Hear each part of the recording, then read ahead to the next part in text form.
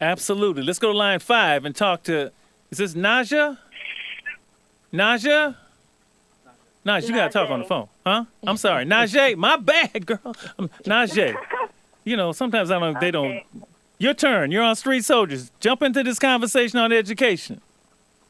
All right. Well, first off, I want to state that I'm actually a student of TAMS, and I want to say I completely agree with his statement about it being the system and not necessarily the teachers. Like, something that Brian Brown, a professor at Stanford University, said in the interview that me and fellow students had conducted was, teachers need to teach the students and not just the subject.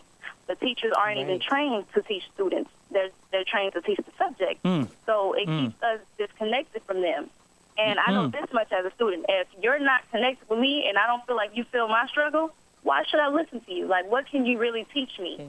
When you teach me that I am somebody, then I'll be willing to learn about somebody else being somebody. So, like, I feel that it has a lot to do with connections between teachers and students. Like, for example, in U.S., you know how we're required to learn U.S. history in order to graduate. Yes. And pretty much all we learn is how great our founding fathers were. The same people that beat, enslaved, and benefited from the free labor of our ancestors. We're honoring them. So, of course, we're going to be angry and we're going to have problems learning. We can't connect. We're going to reject. So, yeah, I feel like teachers really need to teach. I don't want to really knock George, but did they tell you George Washington was a slaveholder? Did they tell you that? Ooh, I said it. I'm sorry. I'm on the radio. My bad. Oh, yeah, I know that. I'm a truth guy, baby. But I didn't learn that. And I took you, and let me tell you something. I taught you at history, and that wasn't in the history book.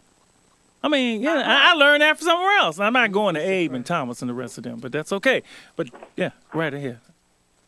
Yeah, like I asked my niece, my 7-year-old niece the other day, what is slavery, and she had no idea. Wow. Like, she had no idea, and that really bothered me. So it really does. It has a lot to do with the curriculum and teachers being able to actually teach students the subjects and not just simply the subjects.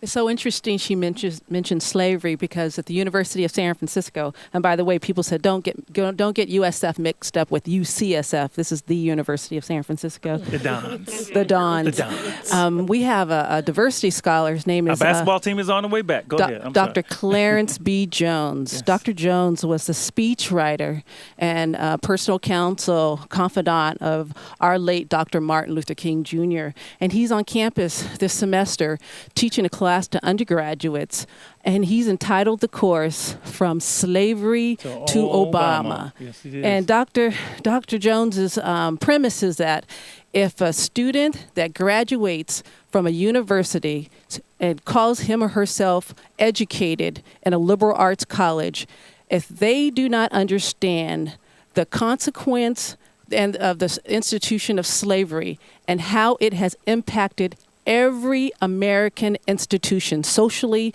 economically, spiritually, and so on and so forth. He literally said, I don't care if you're a nursing major, I don't care if you're a business major, economics, if you're a sociologist, or whatever it is you want to do if you're in the arts. He says, if you do not understand this and you graduate from an American university, you're not educated. Don, thanks for your call.